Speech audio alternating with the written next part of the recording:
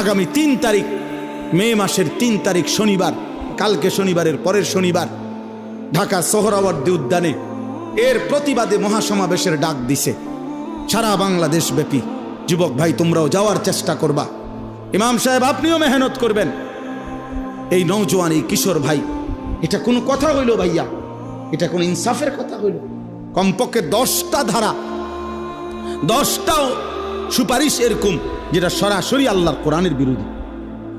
ছেলে মেয়ে যদি ধর্মীয় বন্ধন মানে ধর্মীয় নিয়ম কানুন ছাড়া যদি একত্রে থাকতে চায়, রাষ্ট্র সমাজ তাদেরকে বাধাগ্রস্ত করতে পারবে না।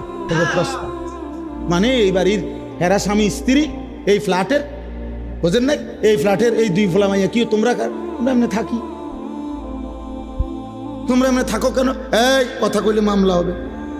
ওই যে আইন, এটাই আইন চাচ্ছে, বোঝেন নাই কথাটা? এই আইন চাচ্ছে। কি আশ্চর্য! এই সমাজ টিকবে তাহলে? এই সমাজ টিকবে বলেন? আমাদের পরিবার প্রথা টিকবে তাইলে? আমাদের সমাজের মধ্যে মানুষ থাকবে তখন? আর এমনিতেই আমাদের গুনাহের কি হালাত দেখেন। এমনি আমাদের ছেলেরা শুধু মোবাইল দেখে ছেলেরা 1 ওয়াক্ত সেজদা দেয় না। মোবাইল দেখে ছেলেদের হালাতের কি অবস্থা!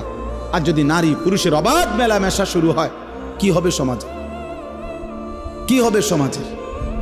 এজন্য আলহামদুলিল্লাহ সারা বাংলাদেশ থেকে ওলামায়ে কেরাম প্রতিবাদ করছে, এবং ওলামায়ে কেরামের এই জমিনে বাংলাদেশে ইনশাআল্লাহ এমন ঘৃণ্য কোরআন সুন্নাহ বিরোধী নারী সংস্কার কমিশনের এই প্রস্তাবনা পাশ হতে দেওয়া হবে না ইনশাআল্লাহ।